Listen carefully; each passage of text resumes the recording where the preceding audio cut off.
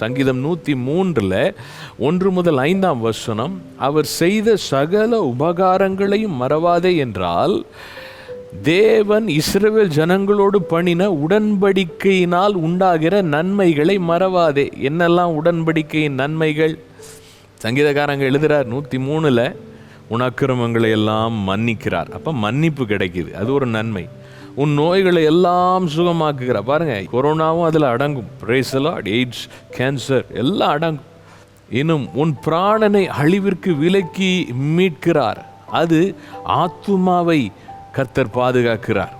பின்மாற்றத்திலிருந்து, சோர்விலிருந்து, சஞ்சலத்திலிருந்து கிருபையினால் இரக்கங்களினால் முடிசூட்டுகிறார். அது தயவு என்கிற நன்மை, தேவ தயவு. நன்மையினால் உன் வாயை திருப்தியாக்குகிறார். நன்மையினால் நன்மைனா திருப்தியாக என்ன தெரியுமா? மகிழ்ச்சியை கர்த்தர் கொடுக்கிறார். தேவ பிள்ளையே, உன் வாழ்க்கையில் கர்த்தர் கொடுக்கிற ஆசீர்வாதங்களில், அந்த உடன்படிக்கையின் ஆசீர்வாதங்களில் ஒன்று, கர்த்தருக்குள்ளே நீ சந்தோஷமாக இருப்பது உன்னுடைய பலனாக இருக்கிறது. எனக்கு அருமையானவரே, உலகத்தார்கள் என்ன சொல்கிறாங்கன்னா, நல்லது நடந்தால் நான் மகிழ்ச்சியாக இருப்பேன்னு.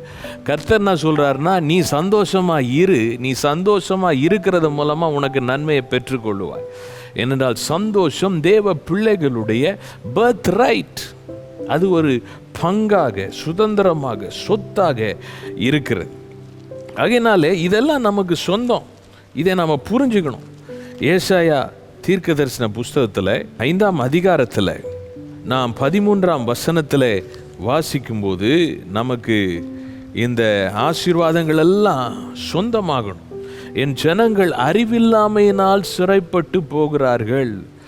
ஆண்டவருடைய வார்த்தைக்குள்ளார என்ன இருக்குன்னு தெரியாததுனால. உதாரணமாக, ஐயோ எல்லாருக்குமே வந்துருச்சுங்க, நான் என்னங்க பண்ணுறது, எனக்கு என்னங்க ஆகும். இது சத்தியம் தெரியாத விசுவாசி. சத்தியம் தெரிஞ்ச விசுவாசி என்னன்னா, இல்லை, என் ஆண்டவர் என்னோடு இருக்கிறார், அவரோட எனக்கு உடன்படிக்கை இருக்கிறது, ஆகினால் இயேசுவின் நாமத்தினால் நான் பாதுகாக்கப்பட்டிருக்கிறேன். எனக்கு இப்படி இருக்குதுங்க, எனக்கு அப்படி இருக்குதுங்க, அப்படி சொல்கிறதில்ல. எது இருந்தாலும் என் தேவன் என்னோடு இருக்கிறனால் நான் அதை இயேசுவின் நாமத்தில் மேற்கொள்ளுகிறேன். மருந்து எடுக்கிறோம், தப்பு கிடையாது, எடுக்கணும். அந்த மருந்துகளை கூட, இந்த மருந்து அல்ல, இயேசுவின் ரத்தமாக இந்த மருந்து மாறட்டும், இந்த மாத்திரை இயேசுவின் ரத்தமாய் மாறட்டும், ஜெபம் பண்ணிட்டு எடுக்கிறது. அப்போ பாருங்க, அந்த வெளிச்சம், அந்த அறிவு, அந்த வெளிப்பாடு, இதுதான் வெளிப்பாடு. மனுஷனை அல்ல, மருத்துவத்தை அல்ல, மருந்துகளை அல்ல.